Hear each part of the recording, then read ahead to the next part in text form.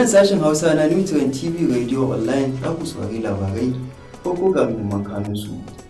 Shugaban ƙasa Muhammadu Buhari ya ce sabon shugaban ƙasar Kenya nuna lashe zaɓe.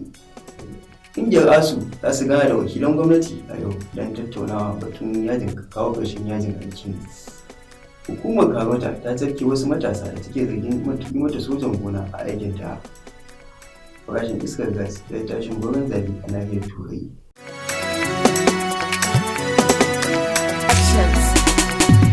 Kayan labaran kenan, yanzu ga cikakkun labaran. Shugaban ƙasar Najeriya Muhammadu Buhari ya taya sabon shugaban ƙasar Kenya William Ruto murnar lashe zaɓe. Wannan na ƙunshe ne cikin sanarwa da mataimaki na musamman akan kafafen yada labarai Femi Adesina ya fitar. Sanarwar ta ce shugaban ƙasa Muhammadu Buhari ya yaba wa al'ummar Kenya inda suka gudanar da zaɓe cikin kwanciyar hankali da lumana. A ranar Litinin ne shugaban hukumar zaben Kenya ya tabbatar da William Ruto a matsayin wanda ya lashe zaben kasar. Matsayin wanda ya lashe zaben tun a zagayen farko inda ya kayar da abokin hamayyarsa tsohon firaministan kasar Raila Odinga da kaso mafi rinjaye. Ƙungiyar malaman jami'o'i ta Najeriya ASU za su gana da wakilan gwamnati kasar a ranar Talatar nan kan matakin da ta ɗauka na tsawon lokaci suna gudanar da yajin aiki. Shugaban ƙungiyar ta ASU Profesa Emmanuel Usidiki ne ya sanar da hakan a ranar Litinin lokacin da yake gana da manema labarai. A cewarsa ganawa zai mai da hankali kan neman cin gashin kan jami'o'i da sauran batutuwan da suka shafi albashi da kuma batutuwan tallafin jami'o'i.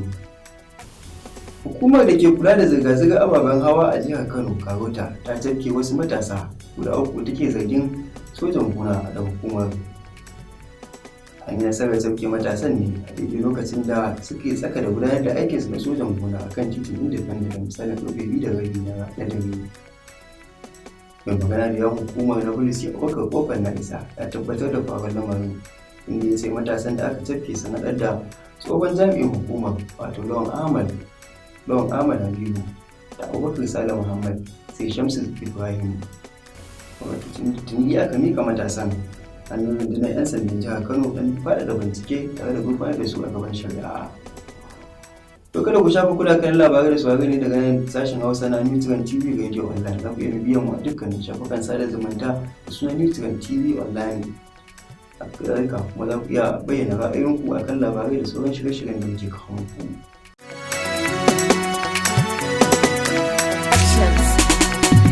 To barkanmu da dawowa. Akalla gidaje 350 ne suka rushe sakamakon ambaliyar ruwa da aka samu a wasu yankunan ƙaramar hukumar Tankaza ta jihar Sokoto. Mai magana da yawon hukumar agajin gaggawa ta jihar Sokoto Abubakar Gani ya tabbatar da hakan ga manema labarai, inda ya ce lamarin ya yi tsamari ne a shiyar ajiya da makera da kuma rinji. Sai dai ya ce ba a samu asarar rayuka ba, sai dai asarar dukiyoyi da kayan abinci masu tarin yawa. To daga ƙetare kuwa farashin makamashi ya fara tashin goron zabi a ƙasar Jamus biyu bayan ƙarin farashin haraji da gwamnati ta yi na dala 2 da kusan rabi. Harajin dai zai fara aiki ne a dokance daga ranar 1 ga watan Oktoba 2022, sai dai a hukumance ba za a fara aikin da shi ba har sai watan Nuwamba da Disamba domin kare masu amfani da canjin farashin. Farashin makamashi ya yi tashin goron zabi kuma tsadar rayuwa sakamakon yakin ake fafata tsakanin ƙasar Ukraine da Rasha. Haka zalika bayanin adadin ƙarin ya bullo ne daga ƙungiyar masu rarraba iskar gas daban-daban da ke ƙasar. Sai fagen wasanni. Hukumar ƙwallon ƙafa ta Ingila ta aike wa Thomas Tuchel da Antonio Conte takardar tuhuma biyu bayan rikicin da ya shiga tsakaninsu. Masu waraswar biyu Thomas Tuchel na ƙungiyar ƙwallon ƙafa ta Chelsea da Antonio Conte ƙungiyar ƙwallon ƙafa ta Tottenham sun samu saɓani mai biyo bayan wasan da suka kara a makon da ya gabata wanda aka tashi 2-2.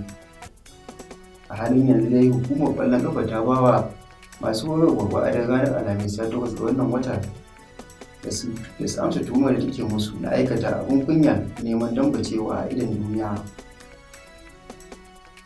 Daga cikin tuhume-tuhumen da ake musu har da kalaman ɓatanci da yawa alƙalin wasa Antonio Taylor To da wannan muka ƙarshen labaran, sai dai kafin mai sallama ga muhimman kan labaran da kuka ji. Kun ji cewa shugaban ƙasa Muhammadu Buhari ya taya sabon shugaban ƙasar Kenya William Ruto murnar lashe zaɓe. Haka zalika kun ji cewa ASU, ƙungiyar malaman ASU, za su gana da wakilan gwamnati don kawo ƙarshen yajin aikin da ake yi. Haka zalika kun ji cewa hukumar Karota ta tafke wasu matasa guda 3 take zargi mata sojan gona. Kun ji cewa farashin iskar gas ya tashin gwamnan zabi a nahiyar Turai. Amma da dukkan suka taimaka don ganin labaran da rabu, musamman editan Muhammad Musu Jibril, sai wanda ya ɗaukar mu hoto Ibrahim Buhari kaɗa ne, ni na karanto Ahamad Ibrahim Buhari yake cewa kasance da Nutrient TV Radio Online.